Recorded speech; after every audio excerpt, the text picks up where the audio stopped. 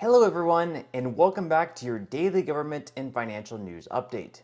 In today's video, we'll be discussing the push in DC to have the sale of new gas-powered vehicles banned nationwide and how that could impact, really, all of us. Also, we'll be going over two possibly massive changes for Social Security, along with what bills are currently out there to help push those changes through. And finally, we discuss updates in the stock market and Bitcoin. Now, as always, I am definitely interested in hearing your thoughts on everything, and I wanted to quickly thank everyone for giving my videos likes and sharing them, as that certainly helps push these videos out to other people like you. Okay, so with the heat wave going on in California, they've been telling residents to do things such as turning their AC up to 78 degrees after 4 p.m., and not to charge their electric cars on Sunday afternoons and evenings. Being that the charging of EVs places a massive amount of strain on the electrical grid, it probably shouldn't give those with EVs that much confidence going forward. Just recently, the governor of California, Gavin Newsom, also banned the sale of new gas-powered cars by the year 2035, so with even more electrical cars on the road and needing to be charged, it really makes you wonder how their grid is going to hold up. At the moment, California currently leads the nation in EVs with around 1 million of them, or 39% of the total amount in the entire US. So over the next few years, this number is really only going to go even higher. If all 39 million residents of California were to drive electric cars, as opposed to just the 1 million of them that currently do, or let's just say that half of them were to make the transition, so in that case we would have right around 20 million EVs throughout the entire state. I really just don't see how the electrical grid would hold up. This is also something that Representative Thomas Massie brought up to President Biden's transportation secretary earlier this year. Considering that it takes 4 times as much electricity to charge the average household's cars as the average household uses on air conditioning, it's really hard to expect the electrical grid to keep up, especially during a heat wave. The problem is we don't have the capacity to produce that energy. You aptly used the word need. You could say want as well. There's needs and wants to make this fantasy work by 2030, but the reality is the capability is not going to be there. The average household uses 17% of their electricity for air conditioning. And that would mean the average household uses 1,870 kilowatt hours per year for air conditioning.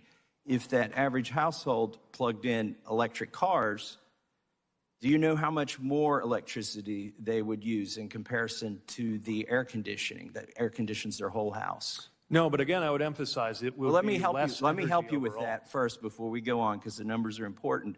It would take 4 times as much electricity to charge the average household's cars as the average household uses on air conditioning. Do you think that could be? So if we reach the goal by 2030 that Biden has of 50% adoption instead of 100% adoption, that means the average household would use twice as much electricity charging one of their cars as they would use for all of the air conditioning that they use for the entire year. Do you think this could contribute to rolling blackouts and brownouts in areas of the country where air conditioning is basically considered essential? Not if we prepare. Look, the fact that people who have electric vehicles are going to use more electricity can't be a reason to give up. The idea that America is inferior to the other countries that have figured this out just doesn't sit well with us in administration, and that's why we're investing in a better grid. In the time that I have left, let me say, I'm not saying we shouldn't prepare. I told you at the beginning of this, I'm bullish on this technology, but the numbers and the rate of adoption has been developed using political science, not engineering. They're impractical, and if we blindly follow these goals that Biden has set out, it will cause pain and suffering for the middle class. And I yield back. But of course, Pete Buttigieg still thinks it's a really good idea to ban the sale of new gas-powered vehicles nationwide, despite California's threat of rolling blackouts.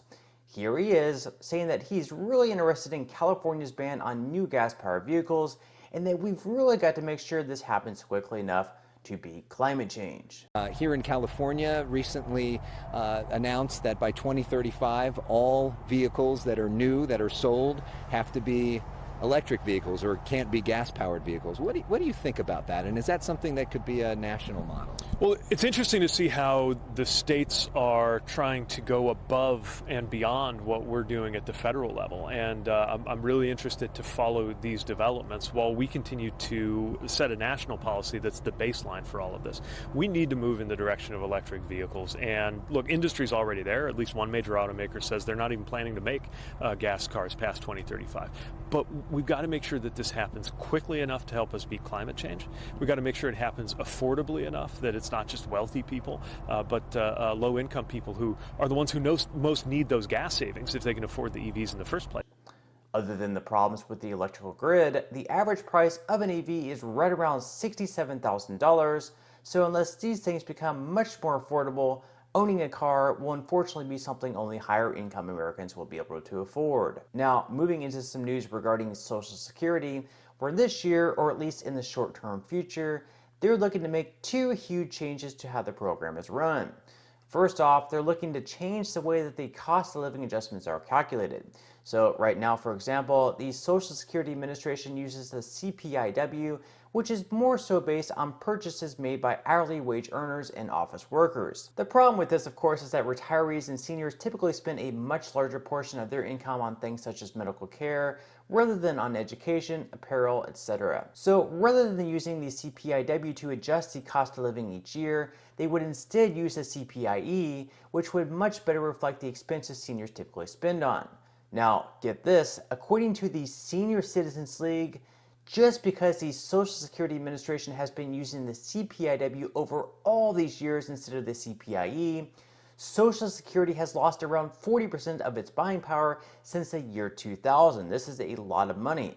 Now, even though Social Security benefits have increased by 64% over that time frame, the expenses have increased by more than double of that amount.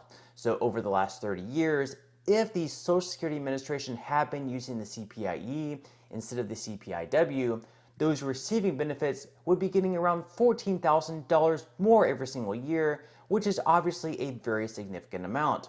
Now, back in 2017, there was a bill called the CPIE Act of 2017, which obviously really never gained too much popularity, given that 5 years later, here we are in 2022, and it still hasn't passed through either chamber of Congress. Then, of course, this year we had another bill reintroduced called the Social Security Expansion Act, and this piece of legislation would actually do a lot more than just change the way the cost of living adjustments are calculated. So other than switching over to CPIE as that other bill, the CPIE Act of 2017, it would also extend the solvency of the Social Security Trust Fund for 75 more years. So right now, the Social Security Trust Fund is expected to run out of money by the year 2035, 2034, somewhere in there. They have different estimates for that. Other than that, they would also expand Social Security to current and new beneficiaries by around $200 every single month, and expand the program to allow for more eligibility. So this bill does a lot more than the CPIE Act of 2017. Now, to do this, they would make those earning over $400,000 per year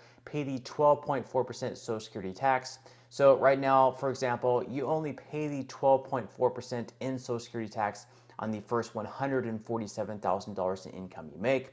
So if you're an employee for a company, only 6.2% comes out of your paycheck each week, and your employer pays the other half. So with this bill, you would still only pay 12.4% on the first $147,000 that you earn, but then if you earn over $400,000 per year, you would once again start paying the 12.4% on any income over $400,000. So you would pay the 12.4% on the first $147,000 that you make, but then once you start making $400,000 and above, you would pay tax on that amount once again. And unlike the CPIE Act of 2017, this is a bill that members of Congress have promised to hold a vote on at some point this fall, which most people would think would take place before the midterm elections in November. So over the next 2 months, this is a bill that is likely to be voted on. Whether or not it passes, we'll just definitely have to see, but it is one that we'll definitely keep an eye out on, and I'll definitely make sure to keep everyone posted.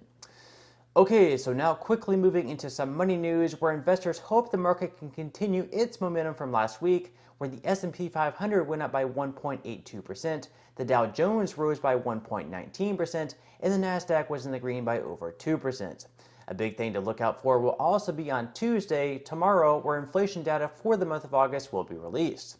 If we see that inflation is starting to go down, that could mean very good things for the market, but if it hasn't really improved or even gone up, we could begin to see some more sell-offs. And so far, futures for today are looking pretty good all in all, with Dow futures up by 0.51%, S&P 500 futures in the green by 0.61%, and NASDAQ futures also up pretty big by 0.72%. Over the weekend, Bitcoin also performed really strongly, rising by another 5% between Saturday and Sunday, and back to its highest point since the middle of August. So with the stock market and Bitcoin looking to finish the year out on a strong note, it definitely wouldn't be a bad time to start investing, or if you've already started investing, to continue dollar cost averaging in. So if you would like to receive 12 free stocks and $5 worth of Bitcoin, in the comment section below, I will be leaving a link where you can receive just that from my partner in Webull. And even if you don't feel like investing at this time for whatever reason, once you receive the free stocks, what you can always do is just sell them for what they're worth and then transfer that money right back to your bank account. Now, in total, you should be receiving a value of at least $50 or more. Some people have actually received over $3,000 in the past, which all this money will be taxable, but still, you can think of that as just some free extra money with just a few minutes of work. But on that note, I'm going to go ahead and wrap up this video. If you enjoyed the content in today's video and you would like to see more like it, I would greatly appreciate it if you would give this video a like, subscribe to my channel, and also make sure to ring the notification bell. That way you won't be missing any of my future videos. And until next time, I hope you have a wonderful rest of your day, and I'll see you in the next video.